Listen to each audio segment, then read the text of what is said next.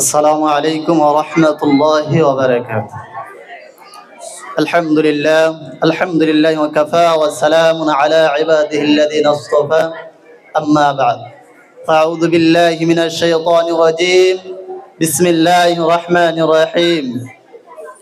قل هل يستوي الذين يعلمون والذين لا يعلمون وقال رسول الله صلى الله عليه وسلم من سلك طريق يطلب فيه علما سلك الله به طريقا من طرق الجنة أو كما قال النبي عليه الصلاة والسلام. আলহামদুলিল্লাহ, আজকের এই আয়োজনে উপস্থিত আছেন সম্মানিত সভাপতি সাহেব, সুদক্ষ বিচারক মণ্ডলী, সম্মানিত পরিচালক, দূর দূরান্ত থেকে এলেম পিপাসিত ছাত্র ভাই বন্ধুগণ, সকলের প্রতি আমার আন্তরিক মোবারকবাদ। অত্র মাদ্রাসা থেকে যে বিষয়টি নির্ধারণ করে দিয়েছেন তার থেকে আমি কওমি মাদ্রাসার ইতিহাস, ঐতিহ্য, অবদানকে আমি বেছে নিয়েছি। কওমি মাদ্রাসার ইতিহাস হইল 1857 সালে ভারতবর্ষ সিপাহী বিপ্লবের পরে ভারতবর্ষে মুসলমানদের উপর যখন ব্রিটিশরা ঝাঁপিয়ে পড়ে তখন একদল আলেম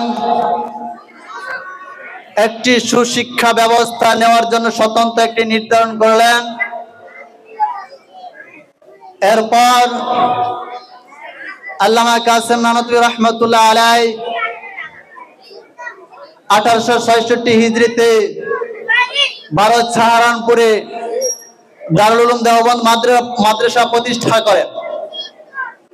এরপর থেকে বাংলাদেশে আনাচে কানাচে মাদ্রাসাগুলো ছড়িয়ে ছিটিয়ে পড়ে বাংলাদেশে মাদ্রাসা, কওমি মাদ্রাসার সূচনা ঘটে 20 শতাব্দীর শুরুতে এবং পাকিস্তানদের শাসন আমলে বাংলাদেশে ব্যাপকভাবে কওমি মাদ্রাসাগুলো বিস্তার ঘটে। বাংলাদেশের অন্যতম মাদ্রাসা হইল দারুল উলুম হাটহাজারী মাদ্রাসা। এই মাদ্রাসার পরিপ্রেক্ষিতে বাংলাদেশে আনাচে কানাচে আরো বহু মাদ্রাসা ছড়িয়ে ছিটিয়ে পড়ে। আমি যে আয়াতটা তেলাওয়াত করেছিলাম, কুল হাল ইয়াস্তাউল্লাযীনা ইয়ালামুন ওয়াল্লাযীনা লা ইয়ালামুন, আল্লাহ তাআলা বলেন, হে পয়গম্বর আপনি জানিয়ে দেন যারা জানে এবং যারা জানে না তারা এক সমান হতে পারে না। এই কথা থেকে এই আয়াত থেকে একটি স্পষ্ট ভাষা বোঝা যায় আল্লাহ তাআলা জ্ঞানী ব্যক্তিদেরকে বিশেষভাবে মর্যাদা প্রাপ্ত দিয়ে থাকেন। ইসলামী যে সমস্ত শিক্ষা আছে, প্রধান শিক্ষা হইল